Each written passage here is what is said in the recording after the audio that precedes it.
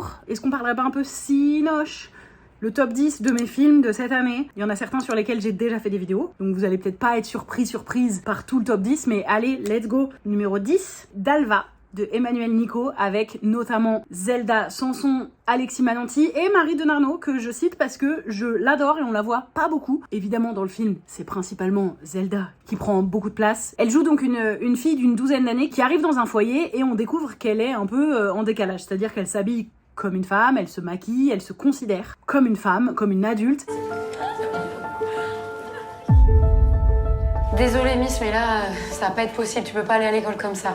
Pourquoi ? Et on va très vite comprendre, attention spoiler, mais enfin, c'est plus ou moins dans la bonne annonce, et c'est tout le cœur du film, qu'elle avait été enlevée par son père, et qui lui avait fait croire qu'ils avaient une relation amoureuse normale.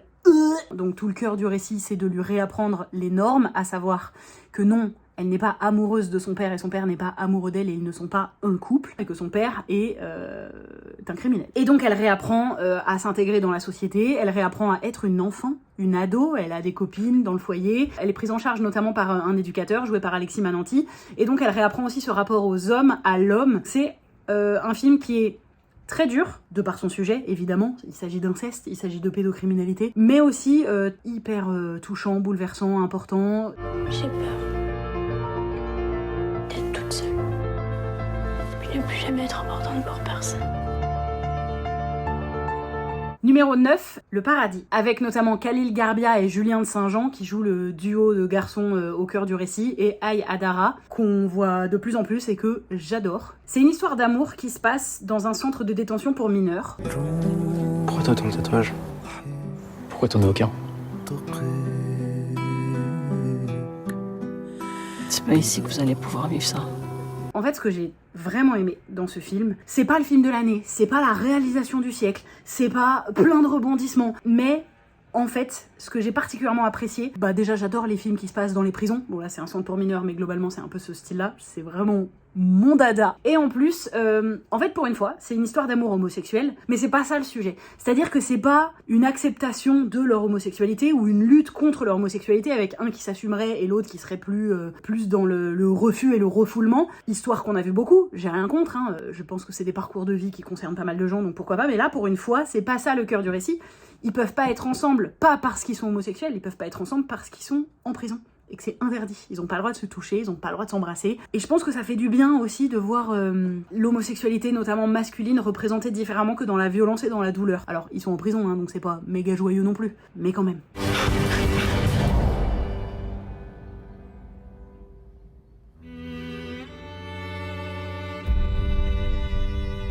En numéro 8, Chien de la casse de Jean-Baptiste Durand, avec notamment Raphaël Quenard. C'est un film que j'ai beaucoup aimé. On va pas faire des détours, je l'ai aimé parce que Raphaël Quenard, qui livre une prestation incroyable. Je l'aime, Raphaël Quenard, depuis, je pense, la première fois que je l'ai vu au cinéma. C'est une histoire d'amitié entre Raphaël Quenard et Anthony Bajon, enfin, qui s'appelle du coup Miralles et Dog. Miralles et moi, on se connaît depuis longtemps. Enfin, on était en 6ème ensemble, après on s'est plus lâchés. Et donc ils sont amis, sauf qu'on se rend très vite compte que Raphaël Quenard, il est méga toxique, qu'il est pas sympa, qu'il traite Dog comme un chien, du coup, comme son nom l'indique. Et en même temps, ils restent amis parce qu'ils sont voisins. Moi, ça me parle parce que c'est le milieu un peu duquel je viens, sauf que moi, je suis partie pour faire mes études, quoi. Mais je sais que les gens qui ne sont pas partis sont restés amis. Et surtout, je sais à quel point, moi et plein d'autres gens, on a pu être amis au lycée, au collège, avec des gens qui nous faisaient pas du bien. Et j'ai trouvé ça vraiment intéressant à creuser. C'est un peu différent de ce qu'on a l'habitude de voir. Ça parle d'une amitié masculine un peu toxique. Pas sûr qu'il y en ait eu des tonnes de films de ce genre-là. On dirait que sans lui, t'as rien à dire. Tu le connais pas. Ça fait 15 ans que je traîne avec lui, je sais qui c'est, d'accord? En numéro 7, j'ai mis Avant que les flammes ne s'éteignent de Mehdi Fikri. Alors, c'est un film dont j'ai déjà beaucoup parlé, notamment en story, sur mon compte Insta ou sur celui de Camille et Justine, parce que, pour moi, il est vital. C'est-à-dire que c'est pas le meilleur film de l'année, c'est pas le film qui va tout casser en termes de cinéma, mais pour moi, c'est le genre de film, c'est un film français, hein. D'ailleurs, j'ai pas précisé, mais pour l'instant, je viens de citer que des films français. Bah oui, moi j'aime bien le cinéma français, voilà. Sauf quand il y a Christian Clavier dedans. C'est un film qui parle des violences policières en France, qui s'inspire entre autres de l'histoire d'Adama Traoré, mais aussi d'autres histoires, parce que des jeunes morts sous les coups de la police, il y en a plein. Il y en a même eu encore cette année, donc vraiment, a priori c'est assez large comme inspiration. Faut pas enterrer Karim demain.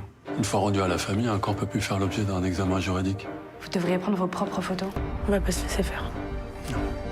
Il s'agit surtout de se concentrer sur ce qui reste, c'est-à-dire le combat de sa sœur, de ses frères. Moi, j'ai fait que chialer, genre pendant la deuxième moitié du film, parce que c'était touchant. Évidemment, c'est l'histoire d'une famille qui se bat pour obtenir la justice parce que son frère s'est fait tuer par la police et qui a plus ou moins plein de preuves, sauf que comme c'est la police, c'est presque impossible justement d'obtenir justice dans ces circonstances-là. Honnêtement, la vie nous le prouve très régulièrement. On pourrait se dire quel intérêt de faire un film et pas un documentaire. Bah justement, qui va aller voir un docu sur les violences policières à part les personnes 100% déjà convaincues? À mon avis, personne. Or, en passant par un film de fiction, ça peut toucher peut-être une autre tranche de la population. Ça reste un film de fiction divertissant. Et c'est ça qui est très bien, et c'est pour ça que c'est vraiment pénible que le film se soit fait défoncer, parce que du coup la note Allociné est tombée dans les abysses, hein, et même Allociné prévient que faites pas confiance à la note, c'est chelou. Oui, c'est chelou parce que des tonnes de mecs ont mis 0 étoile en disant que c'était la pire bouse que la Terre ait jamais portée, en n'ayant jamais vu le film, hein, a priori. Ou en étant juste des gros racistes fachos.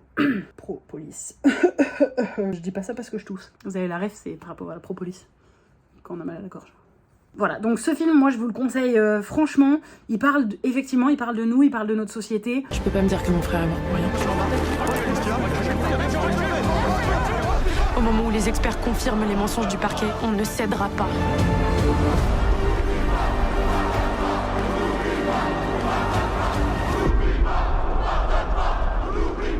En numéro 6, Le règne animal de Thomas Caillet avec Romain Duris, Paul Kircher et, je vais dire, Adèle Exarchopoulos parce qu'elle est marquée partout, qui a vraiment un tout petit rôle. Le règne animal, c'est un film qui a quand même bien marché et c'est vraiment une bonne chose parce qu'il est très bien. Waouh, cette phrase, elle est nulle de banalité.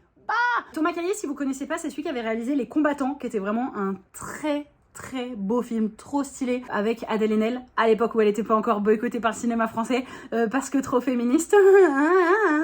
Bref, donc je vous conseille déjà Les Combattants. Et Le règne animal, en fait, c'est assez inédit comme scénario, même si, de vous à moi, en fait, ça reprend un peu le même scénar que Sweet Tooth, qui est une série Netflix, peut-être même adaptée d'une BD, d'un comics, d'un livre, de quelque chose. Enfin bon, si vous avez pas vu cette série, ça va vous sembler assez inédit. C'est encore un film français. Non mais c'est dingue. Le concept, c'est on est dans un monde dans lequel certains humains mutent en animaux. Ils deviennent pas un ours pile, ils deviennent un hybride humain-ours par exemple, ou humain-oiseau, avec des... commencent à voler, commencent à avoir un bec et tout, ils se transforment. C'est une mutation, c'est un phénomène récent, complexe, et j'admets volontiers, on comprend pas tout.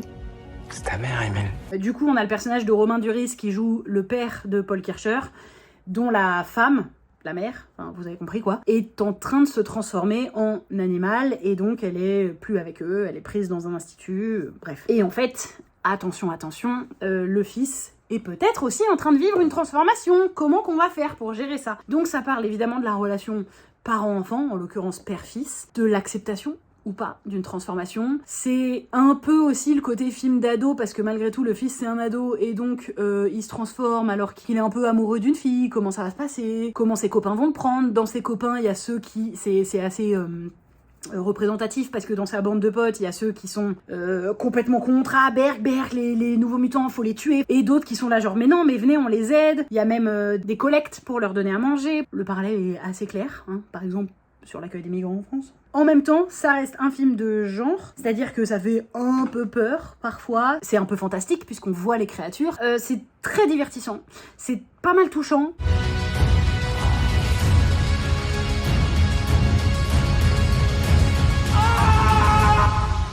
Si on t'attrape, c'est terminé. Tu seras tout seul. Tu comprends ça?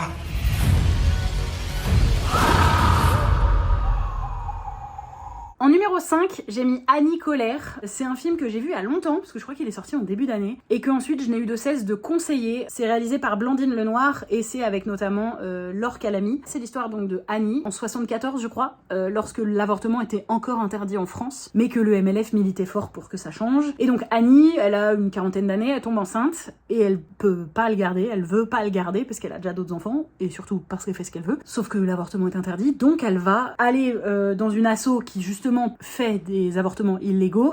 Le but de notre action, c'est de dire haut et fort que les femmes avortent. Comment tu t'appelles? Annie. J'ai 2 enfants. Est-ce que t'as déjà avorté? Une fois. C'était avec quoi? Des aiguilles à tricoter. Et puis elle va s'investir de plus en plus au sein de ce mouvement pour aider les femmes à faire ce qu'elles veulent de leur corps, parce qu'il me semble que c'est la base. C'est hyper bien pensé parce qu'en fait, le film te prend par la main parce qu'il t'emmène à travers le personnage d'Annie qui à la base n'est pas une militante, qui n'est pas une personne engagée, qui est une femme lambda. Et elle va petit à petit, mais vraiment, s'investir de plus en plus parce qu'elle va se rendre compte à quel point c'est vital. C'est hyper important, notamment dans un moment du monde où le droit à l'avortement est remis en question, très clairement, dans notamment tous les pays qui passent à l'extrême droite. C'est quasiment interdit. Bon, j'aime autant vous dire que si nous, on s'amuse à passer à l'extrême droite... je sais pas si l'avortement sera interdit en France, mais en tout cas, on sera plus du tout aidé, ça sera pas remboursé, etc. Donc ce film, il est hyper important pour ça. Au-delà de ça, il est très bien joué, il est hyper bien fait, il est hyper touchant, il y a des scènes qui sont très bien, ça parle aussi de violence conjugale dans les années 70, donc c'est avec le prisme de, justement, c'était pas pareil avant, on réagissait pas de la même manière. Oui, mais on souffrait tout autant. Donc un film que je conseille à tous et à toutes. Je pense vraiment que c'est... Je sais qu'il y a des gens qui détestent cette expression de dire c'est important de voir ce film. Moi, je déteste pas du tout. Je pense que le cinéma et l'art en général nous permet de comprendre des choses, nous permet d'apprendre des choses et nous permet de se positionner parfois sur certains sujets qu'on pouvait ne pas connaître. En l'occurrence, là, c'est très important. On peut pas les empêcher d'avorter. Ils vont être obligés de s'y coller et de la changer, cette putain de loi.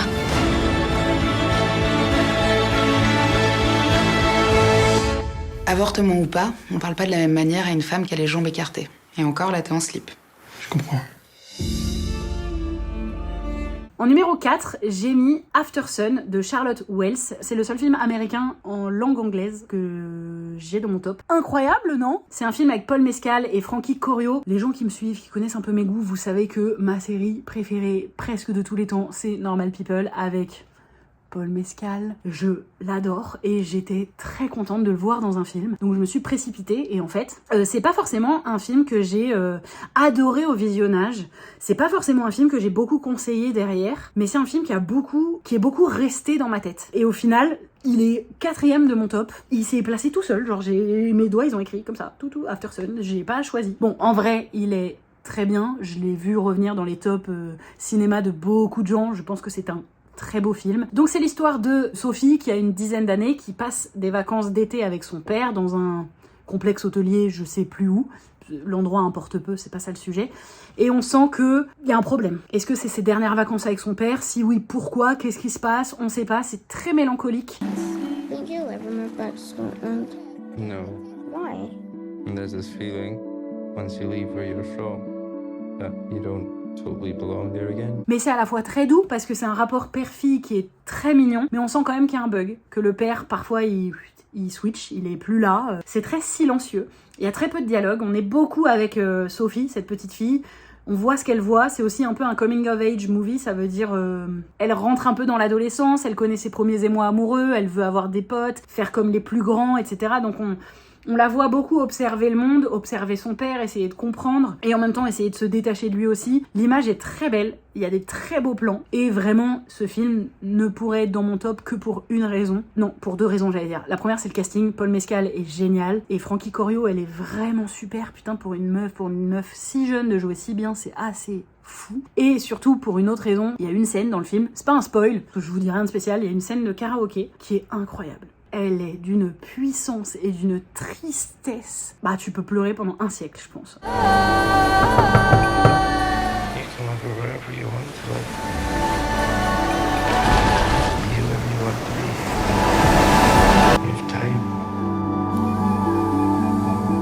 En numéro 3, Simple comme Sylvain, qui est un film de Monia Chokri. C'est un film québécois. On a une femme, Sophia, qui est universitaire, prof de philo, je crois, et qui tombe amoureuse de son charpentier alors qu'elle est déjà en couple. C'est les travaux. C'est les travaux chez vous. Détruis pas tout notre beau projet, là. Ouais. Votre conjoint, tu là? Faudrait signer le contrat pour les travaux. Il est parti pour la journée, il revient très tard. C'est dommage. Donc c'est une histoire d'adultère, une histoire d'amour, et en même temps, ça questionne énormément sur les classes sociales, puisque elle est universitaire, il est charpentier, ils viennent pas du même milieu, ils viennent pas du même monde, ils ont pas les mêmes amis. On a l'impression que la question, ça va très vite être, est-ce qu'elle va choisir lui ou son mari? Et en fait, c'est balayé assez rapidement. La question, c'est surtout, est-ce que tu peux rester amoureux d'une personne qui n'est aucunement de ton milieu social? Est-ce que tu arrives à vivre une histoire d'amour quand tout le reste autour vous réunit nullement? Monia Chokri, elle arrive à faire un film qui est hilarant. Il y a vraiment des trucs extrêmement drôles. Elle arrive à faire un film hyper sexy. C'est-à-dire que vraiment, notamment la première heure, il y a des scènes de sexe. Crois-moi que t'as envie de t'y mettre. Avec un female gaze, c'est-à-dire il y a zéro objectification ni de la femme ni de l'homme, en fait c'est juste du désir de l'un et de l'autre, du corps de l'un sur le corps de l'autre. Vraiment c'est très rare, je vous dis, hein, c'est très rare qu'on voit des scènes de sexe aussi belles des deux points de vue, ou en tout cas au moins aussi belles du point de vue des femmes. Je vais parler que de mon point de vue du coup. C'est très bien écrit. Non mais le film est génial, point. Je vais pas vous en dire 1000 fois plus, faut aller le voir, il est formidable. Dans mon monde, je parle très normalement. Ça veut dire quoi, ça, dans ton monde? C'est un regard sur notre rapport à la nature, tu sais, les réchauffements climatiques. Je passe ma vie à parler avec des gens qui ont beaucoup de vocabulaire, ça les rend pas plus habiles. Hey, beauté! Tu vas être ma femme, c'est pas négociable. En numéro 2, Anatomie d'une chute de Justine Triet, avec notamment Sandra Hüller, Swan Arlo, que j'adore, et l'enfant du film qui est joué par Milo Machado-Grané. J'ai fait une vidéo entière dédiée à ce film, donc je vous invite à aller la regarder dans son entièreté, là très rapidement, pour vous dire, encore aujourd'hui, oui, c'est du coup un de mes 3 films préférés de l'année. Je pense qu'il est formidable. C'est l'histoire d'un homme qui est mort, et on accuse sa femme peut-être de l'avoir tué. That's why there's an investigation for a more suspicious death.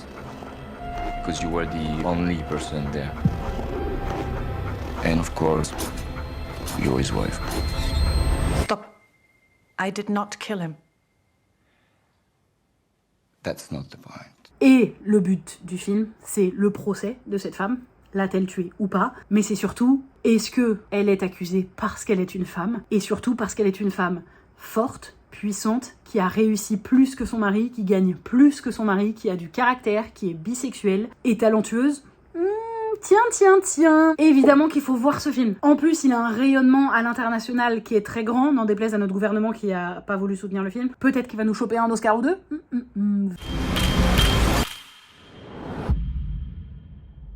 I'm innocent, you know that, right? Et attention, on arrive maintenant au premier film de mon top de l'année 2023. Franchement, il y a assez peu de suspense. C'est le film Je verrai toujours vos visages de Jeanne Herry, avec entre autres Leila Bekti, Biranba, Dalil Ben Salah, Gilles Lelouch, Miu Miu. Enfin, le casting est infini, Fred Testo, le casting est trop bien et infini, donc waouh. Alors, pareil, j'ai déjà fait une vidéo entière sur ce film, donc je vais pas m'étaler, mais je maintiens encore après tout ce temps, parce que je l'ai vu il y a longtemps maintenant. C'est mon film préféré de l'année. C'est le moment que j'ai préféré passer au cinéma. J'ai adoré justement parce que j'ai découvert un casting au compte-gouttes avec que des gens qui jouaient trop bien. Donc Jeanne Herry, vraiment, je pense que c'est une très bonne directrice d'acteurs et d'actrices. Ça parle de justice réparatrice. En plus, c'est un sujet, comme je disais dans la vidéo, c'est un sujet qui est trop peu abordé. C'est des victimes qui rencontrent des coupables. Alors pas leurs coupables, pas leurs bourreaux. Enfin, ça dépend des systèmes mis en place. Mais dans un des systèmes, c'est des cercles de parole entre des victimes de certains actes et des coupables qui ont commis les mêmes choses, mais sur d'autres gens, qui discutent, qui se réunissent, qui en parlent. J'étais agressée dans le supermarché dans lequel je travaillais à 5 ans. Je suis là pour vous dire ce qui se passe pour les victimes quand vous commettez ce genre de choses. J'ai 25 ans et j'ai braqué une supérette. J'ai passé toute ma vie dans le monde des stupéfiants. Ça fait 25 ans que je fais les allers-retours entre la prison et l'extérieur. Je suis plus comme avant. Ma vie est plus comme avant. Et si je résume, avant, elle était mieux. C'est l'idée d'humaniser les bourreaux et d'humaniser les victimes. Pour être un peu dans l'empathie, pas forcément dans le pardon, c'est pas forcément ça le cœur du film, être dans l'empathie. Et il y a aussi une autre partie du film qui est du coup extrêmement touchante. Ah bah d'ailleurs avec Adèle Exarchopoulos encore. Et Raphaël. Et Raphaël Quenard en fait, qui joue un frère et une sœur. Et Élodie Bouchèze aussi, qui est super. Oh, mais vous voyez pas que le casting est incroyable en fait? Non, voilà, le casting est incroyable, le sujet est incroyable, la réalisation est très bien. Tu sors de là, ça te questionne, ça te fait penser, ça te bouleverse tes certitudes. Non, vraiment, mon film de l'année préféré. On est là pour favoriser leur réparation.